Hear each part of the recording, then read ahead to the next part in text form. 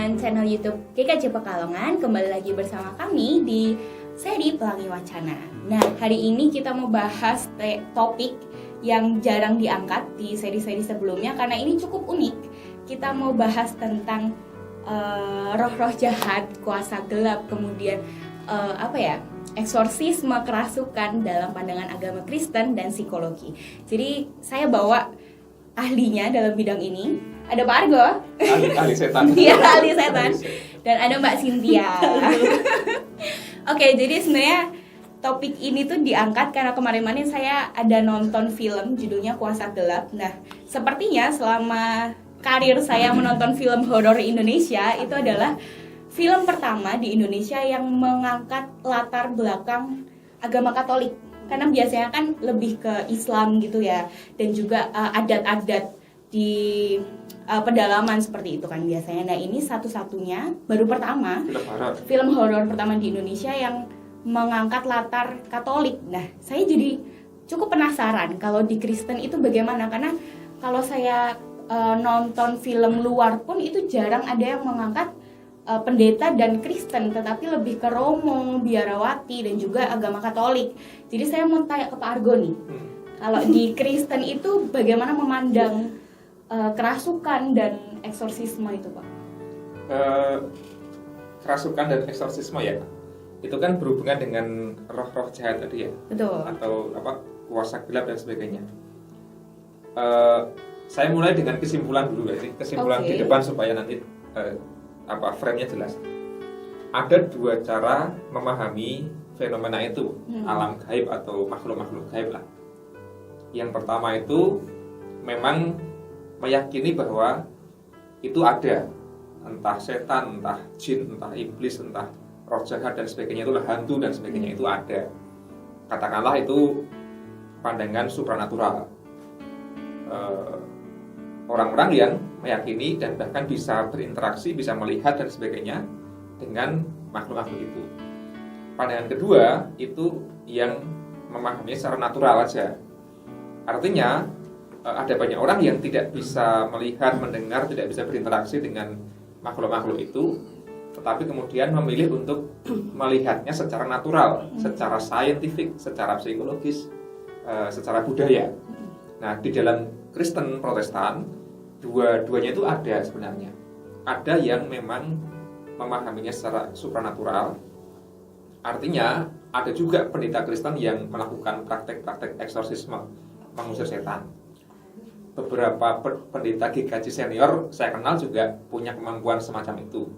Tentu saya tidak punya kemampuan semacam itu. Mungkin perlu latihan sama Pak Uncoro dan sebagainya.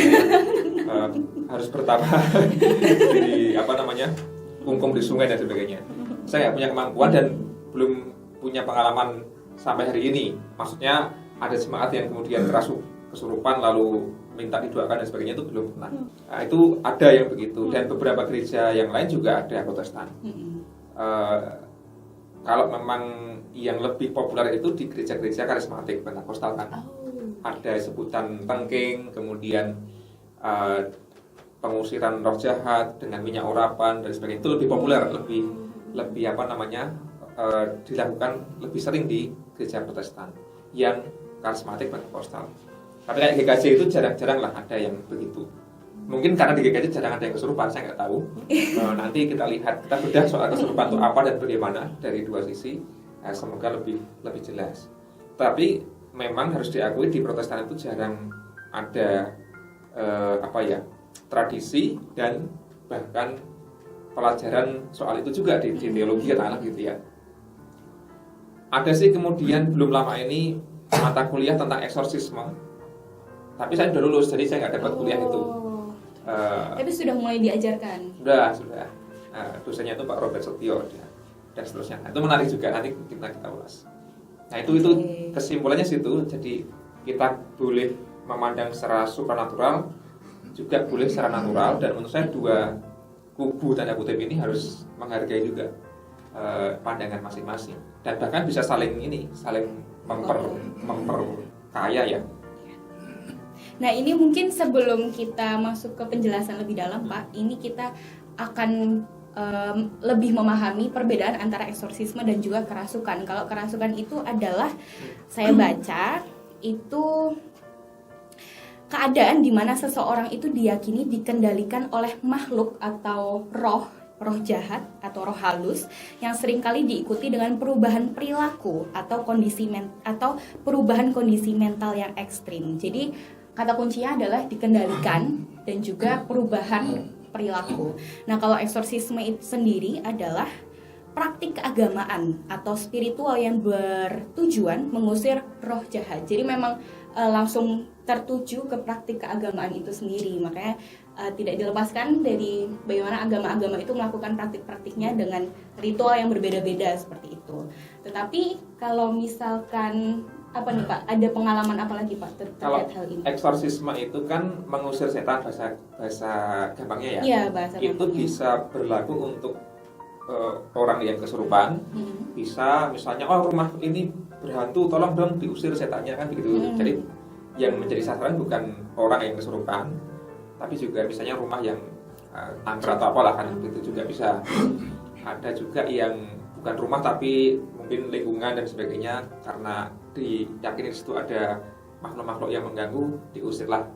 Makanya kalau pindah rumah kadang didoakan dulu Misalnya gitu ya. gitu. Jadi eksorsisme upaya untuk tapi ada begini, ada pandangan yang eksorsisme itu juga ada dua sikap ya. Pertama itu memandang roh-roh itu sebagai musuh, sebagai jahat, sebagai sosok yang negatif yang harus diusir.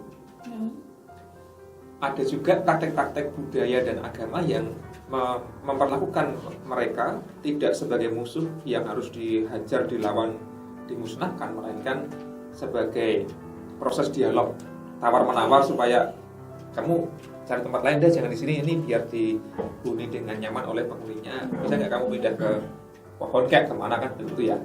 Sehingga ada tawar-menawar itu bukan memusuhi, menghajar, membunuh dan sebagainya ya.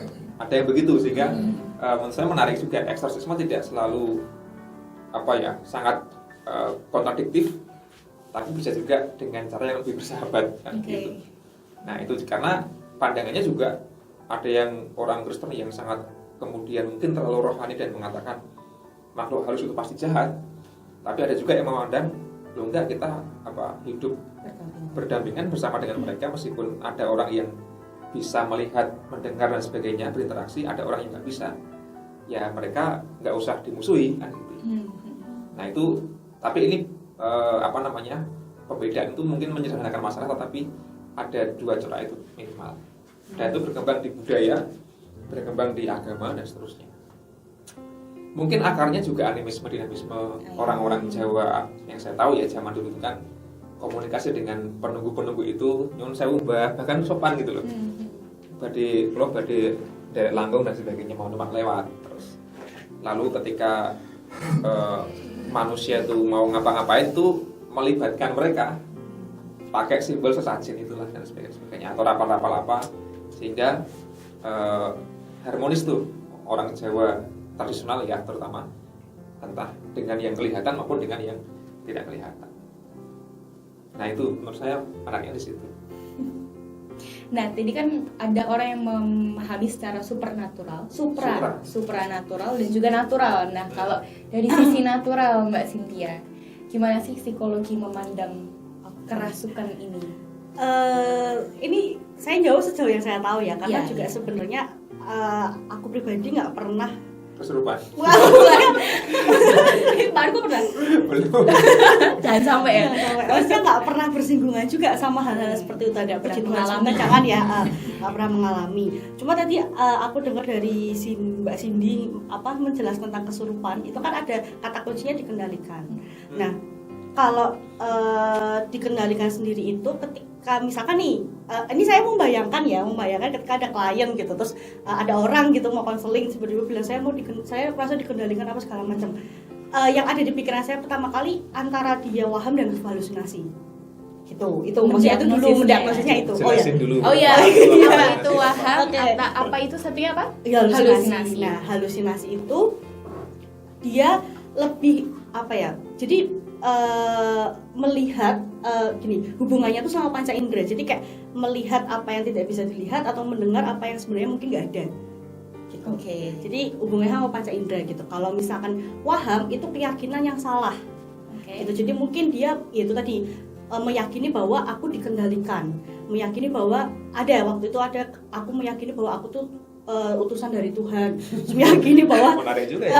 Aku ini nabi gitu. Iya, aku bisa juga Pak, ada juga yang gitu. Terus ada meyakini juga bahwa di dalam diriku ini ada roh ular gitu. Jadi kalau malam tuh dia sukanya Gini-gini. Iya, dia oke. sampai di jalan-jalan gitu terus kayak wow. gitulah itu, terus berantem sama ular itu juga ada. Fenomena psikologis. Itu fenomena psikologis. Nah, ketika ada yang seperti itu, ya kita nggak tahu ya itu entah itu kerasukan atau tidak. Tapi ketika ada yang seperti itu, dari segi psikologis itu meyakini bahwa itu waham. Oke. Gitu. Mungkin gitu dulu. Tapi kalau misalkan kan dulu tuh belum ada psikologis. Iya, kan?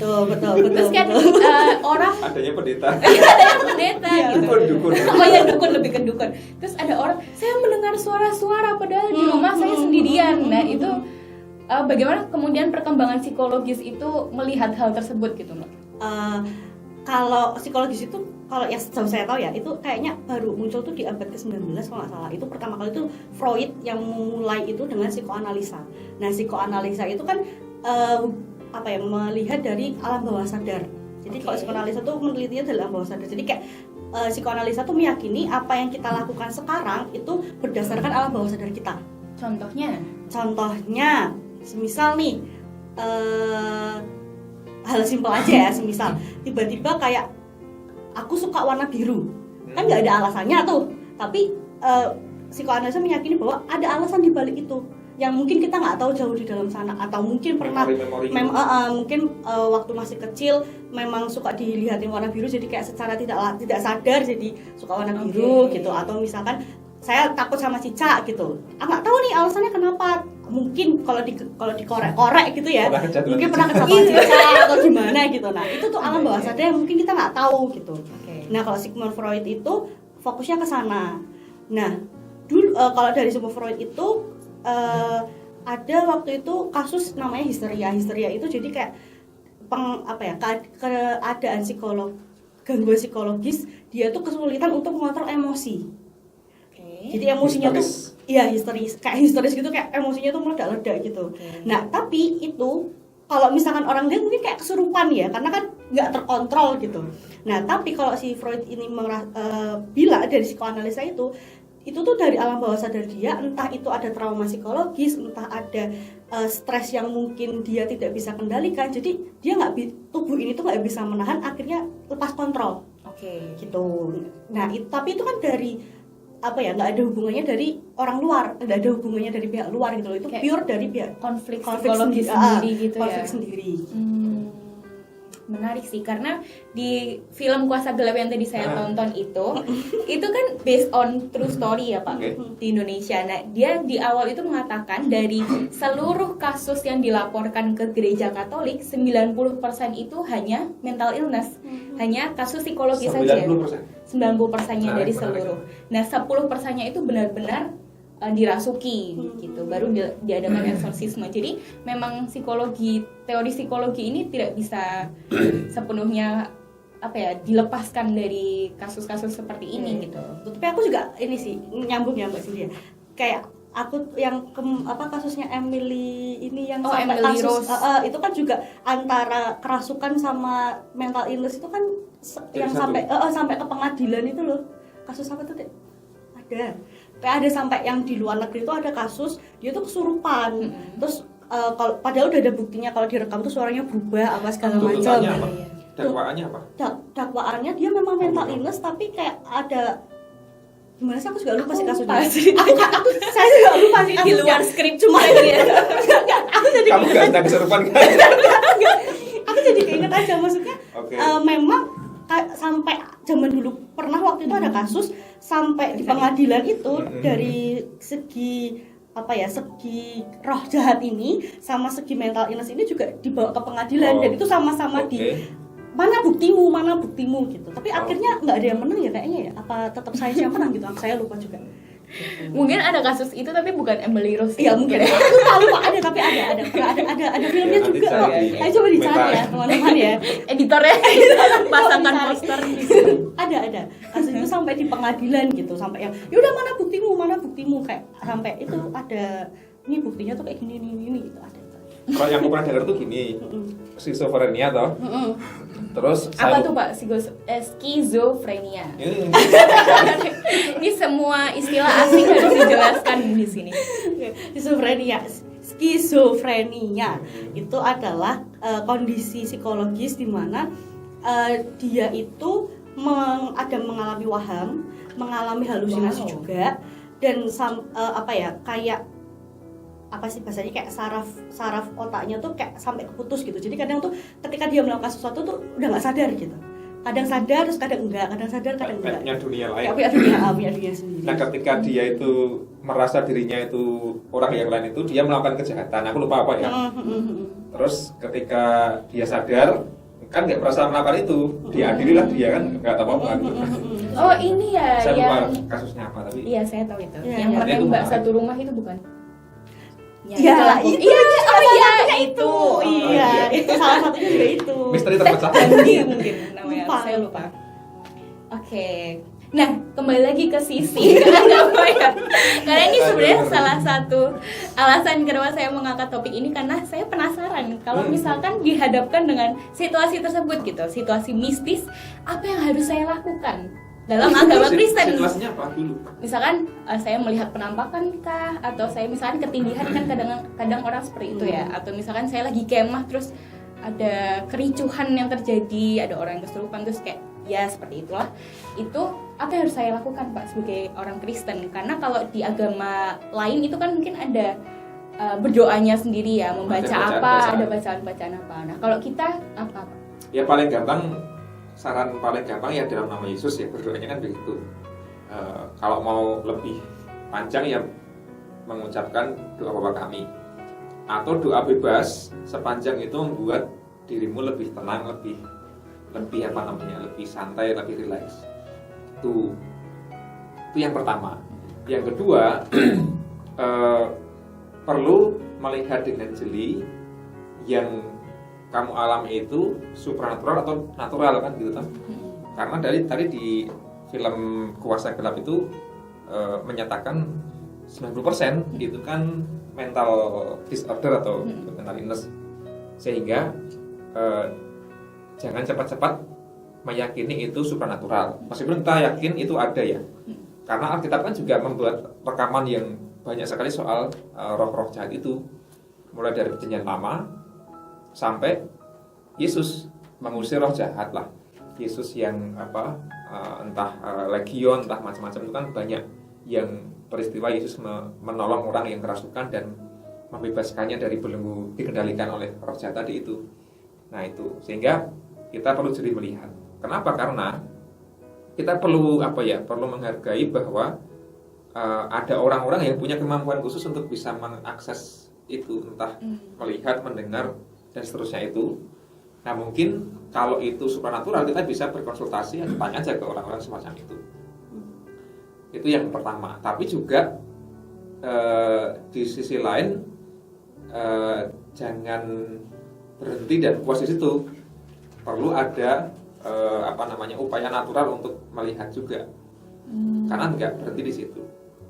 Yang natural juga tidak perlu mengabaikan yang supranatural, karena itu juga ada dan sebagainya kan. Dalam iman kita juga diyakini ada. Tapi juga jangan buru-buru itu hanya kerasukan setannya pergi terus sudah. Kenapa? Karena kata Pak Robert Setio yang mengajar eksorsisme di teologi itu, fokus kita ketika membantu orang yang sedang mengalami persoalan terkait dengan roh-roh itu, entah kesurupan, entah rumahnya angker dan sebagainya, itu adalah menolong orangnya. Seringkali gereja yang melakukan eksorsisme itu berhenti pada momen itu, ketika kesurupan didoakan sembuh sudah selesai, rumahnya angker didoakan selesai. Padahal seringkali masalahnya nggak selesai sampai situ. Karena kebanyakan orang yang kesurupan itu, riset lagi mengatakan memang butuh didampingi secara mental, secara psikologis. Artinya perlu ada konseling lebih lanjut dong. Orang ini punya masalah apa kok gampang kesurupan. Karena riset lagi membuktikan bahwa mayoritas orang yang kesurupan atau pernah kesurupan itu atau ketularan kesurupan itu adalah yang mentalnya nggak cukup stabil, nggak cukup kuat. Nah itu. Nah, misalnya gini, kesurupan di sekolah kan yang banyak ya. Itu kan biasanya diawali dari orang-orang yang murid-murid yang pertama sedang stres, misalnya mau ujian dan sebagainya lah. Atau ketika kemah dalam situasi yang tegang, sehingga dia tidak terlalu seimbang mentalnya, itu mudah psikologisnya mudah tergoncang lah. Makanya kemudian kesurupan, histeris dan sebagainya itu. Makanya di psikologis disebut disosiatif disorder apa saya lupa. Disosiatif trans disorder kalau nggak salah. Pokoknya disosial. Jadi dia tidak bisa mengendalikan dengan sadar hidupnya itu, sehingga perilakunya, omongannya itu nggak terkendali, nggak seimbang. Makanya treatment psikologis juga masuk di situ. Nah, kemudian itu bisa menular memang bagi orang-orang yang tidak terlalu stabil mentalnya. Makanya ketika anak-anak yang kesurupan itu biasanya adalah anak-anak yang sedang stres, mungkin dia nggak cukup sehat, nggak cukup fit.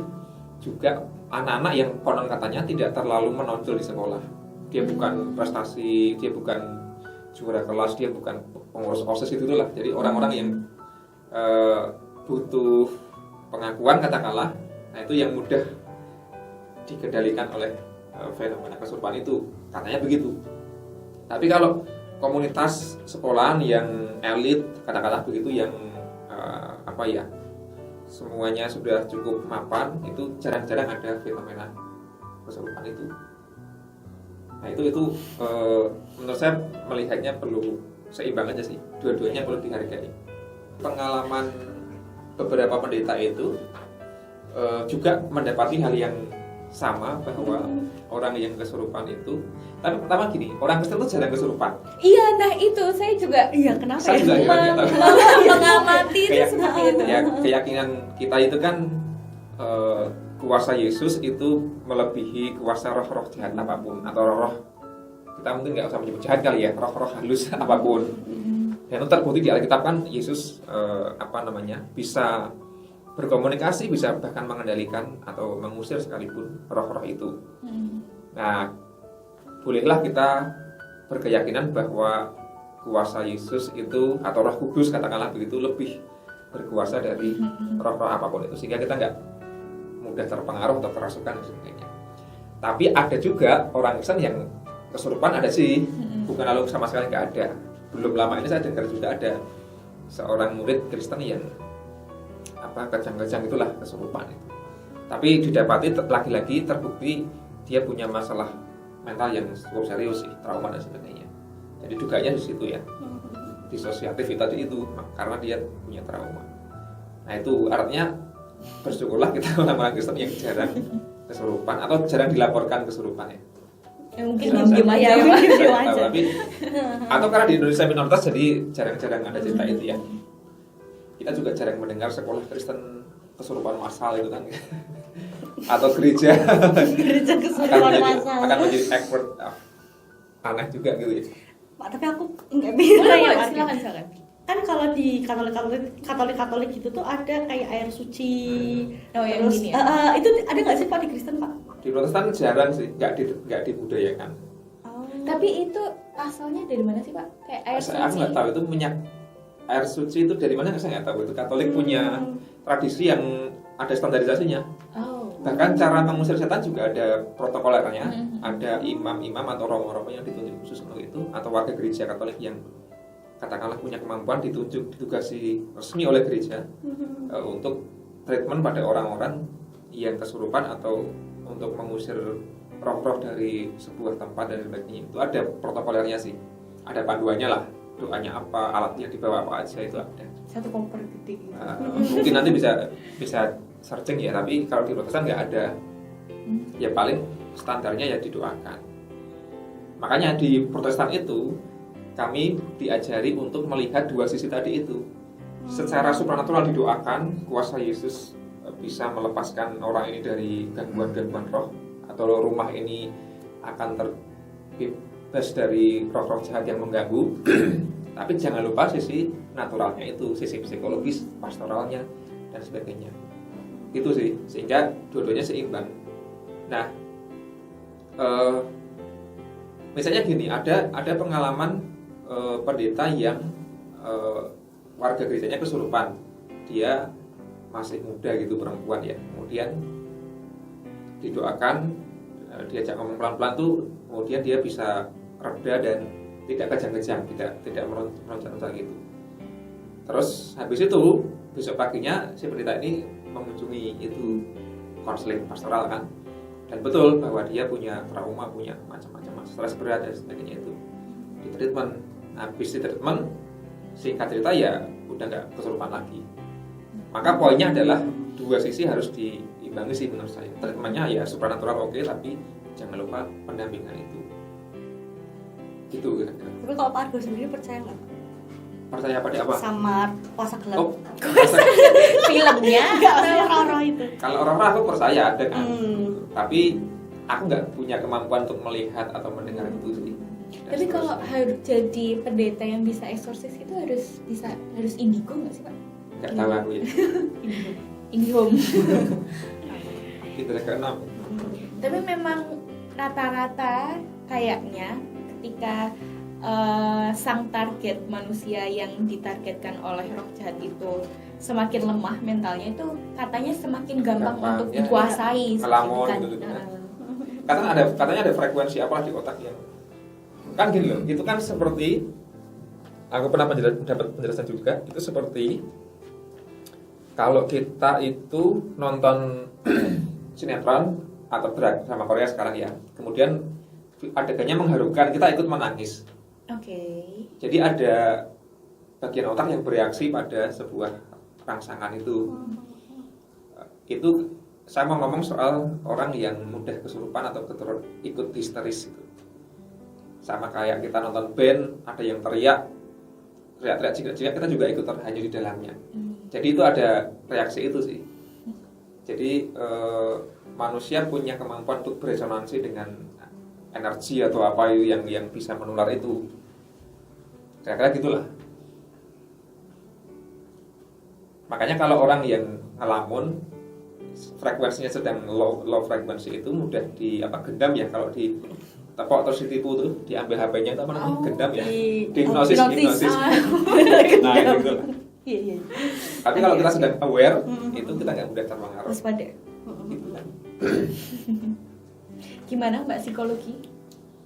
Ya, kalau dari aku pribadi ya, sebenarnya tuh kalau dari aku pribadi, terlepas itu benar atau tidak, maksudnya dalam artian kesurupan atau tidak, memang kalau tadi habis cerita-cerita ya, saya lihat tuh kurang lebihnya memang menyasarnya tuh ke yang lemah mental dan tanda kutip ya, karena mungkin ketika kita memiliki trauma tersendiri itu kan belum terselesaikan ya, jadi kayak mudah sekali untuk dipancing gitu loh. Ya, jadi ketika itu ke-trigger. ke-trigger, jadi ketika itu dipancing sedikit kan dia jadi kayak tidak terkontrol kan, kayak ingat tuh jadi tidak kontrol. Nah mungkin di situ, maksudnya celahnya tuh di situ gitu Ya, sih ya, menurut ya, ya. aku.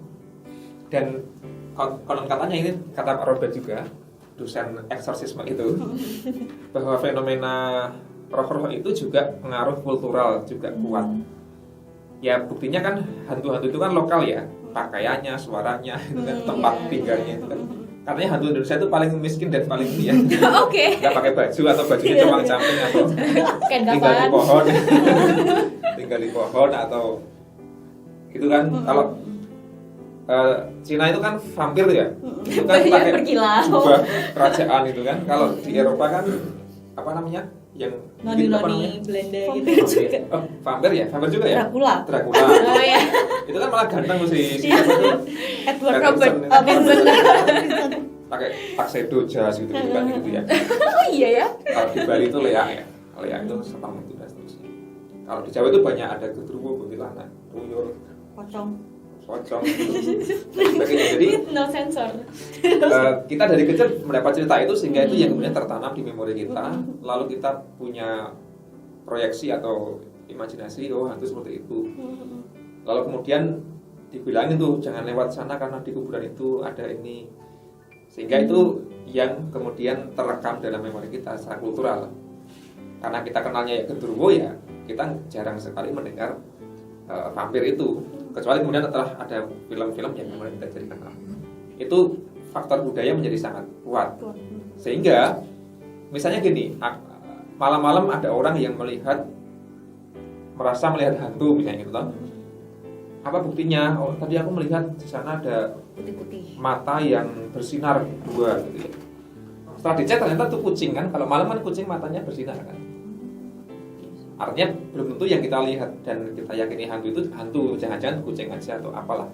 Atau kita lewat depan belakang rumah tetangga merasa melihat kuntilanak, jangan-jangan itu daster putih yang dijemur aja yang kemudian berkelimpahan. Iya. Poinnya adalah kita perlu kritis juga pada testimoni-testimoni soal itu. Karena itu pengaruh kultural juga kuat. Nah mungkin nanggapi juga ya kayak iya itu benar sih, tapi mungkin ada juga hal-hal yang mungkin tidak bisa kita secara bukan maksudnya kita jelaskan secara sains gitu. Kayak contoh waktu itu aku nggak tahu sih, pokoknya pernah baca lah di film apa segala macam, sakit nih nggak sembuh terus udah ke dokter katanya nggak apa-apa, udah ke dokter tapi nggak apa-apa gitu, terus ternyata kena gendam apa-apa gitu. Nah mungkin maksudnya gini, mungkin itu bisa terjadi, kena hantu atau apa nggak tahu. Nah mungkin itu bisa terjadi gitu, tapi maksudnya kan alternatif pertama kan tetap ke medis dulu, kayak kita coba diperiksakan dulu ke rumah sakit. Kalau memang tidak ada perubahan dan ngomongnya memang oke, nah ya patut kita coba iya patut dicurigai. Terus ke dukun. Enggak sih, bukan ke dukun sih, Kayak dukun ya. ke dukun, ke Pak Argo. Nanti saja ke dukun. Lebih ditemani. Jadi memang harus, kalau menurut aku memang harus seimbang sih dua-duanya. Termasuk ketindihan. Itu kan sudah di riset itu sleep paralysis kan gitu kan. Jadi ketika seseorang masuk di fase tidur REM itu rapid eye movement, terus itu kan paling nyenyak. Nah ketika otaknya sudah bangun tapi tubuhnya masih di fase REM itu, sehingga dia seolah aku ini udah sadar kok tapi menggerakkan badannya nggak bisa. Sleep paralysis kan, apa lumpuh tidur lumpuh gitu ya. Kan gitu. Itu juga bisa dijelaskan lewat saintifik juga. Sehingga katanya juga begini, kalau tidurnya itu misalnya ada di dekat benda-benda apa yang itu bisa mempengaruhi fisik, itu juga bisa, entah bawahnya ada apa air apa, terus yang sebagainya, atasnya ada kayu, pas tengah-tengah rumah itu katanya juga pengaruh lah. Saya nggak tahu ya. Feng Shui ya. Sehingga itu tidak selalu harus ketindihan hantu kan, nggak harus begitu. Bahwa ada orang yang percaya itu juga nggak apa-apa juga sih. Poinku adalah tadi itu kesimpulan dari awal kan, dua sisi itu perlu dihargai sehingga tidak saling meniadakan sih menurutku. Apalagi ya? Ini cukup menarik ya. Kesimpulannya adalah jangan terlalu belak-belakan mempercayai, tapi jangan juga mengabaikan sepenuhnya gitu ya. Harus seimbang gitu. Ini karena, gimana Pak? Ya aku cuma mau bilang dari sisi iman ya, dari sisi gerejawi pastoral itu yakinlah bahwa kalau kita percaya pada Tuhan Yesus, itu hal-hal yang roh-roh tadi itu akan terhindarkan lah. Kita tidak akan mudah digoda, tidak akan mudah kesurupan kalau itu kesurupan atau kerasukan. Dan iman kita menyatakan kuasa Yesus itu melebihi kuasa apapun di dunia ini, termasuk roh-roh itu kan. Itu aja sih. Dari Mbak psikolog ada juga kata-kata satu terakhir? lagi, jangan buru-buru menyalahkan iblis ketika kita berbuat dosa. Kasihan. Iblis disalahkan terus. Jangan-jangan itu kita aja yang hilaf terus. Iblis yang ngapa-ngapain kita tuduh menggoda. Ya, kecuali kita puasa 40 hari seperti Yesus kemudian dicobai ubahlah batu jadi roti, itu masih oke ya. Tapi kalau kita nggak ngapa-ngapain, gitu sih. Kalau dari aku dari psikologi ya oke. Kalau dari aku sih mungkin lebih aware sama kondisi diri sendiri ya, baik itu tubuh ataupun mental. harapannya kalau misalnya kita lebih bisa mengenal diri sendiri, kita bisa aware sama diri sendiri tuh kalau memang ada suatu trauma atau masalah psikologis itu nggak tunggu sampai tidak terkontrol dulu, mungkin sampai akhirnya kesurupan atau apa, tapi itu bisa ditangani lebih awal gitu loh. Jadi kayak kita lebih aware sama diri kita sendiri aja. Mungkin itu ya guys, daripada kita kelamaan ini ngomong langsung Lama-lama bisa lewat. kalau nggak saya stop ini bisa sampai 2 jam kita ngobrolin ini. Karena topik ini menarik, mungkin kita bisa bikin part-part selanjutnya dengan penyintas, bukan penyintas ya, dengan orang-orang yang lebih expert mungkin ya Pak, yang di siapa lah mungkin Yang pernah mengalami mungkin bisa juga, Nanti atau mungkin kita datangkan pawang yang bisa menghadirkan penampakan di depan kamera terlihat. Jadi kita dapat 3 juta views gitu. Dapat AdSense gitu nanti. Mungkin tinggal segitu kasih dulu. judul clickbait. Tapi itu lucu sih. Ya mungkin segitu dulu perbincangan kita hari ini tentang eksorsisme dan juga kerasukan. Intinya adalah seimbangkan antara psikologis dan juga supranatural. Terima kasih semuanya sudah join kami. Dadah.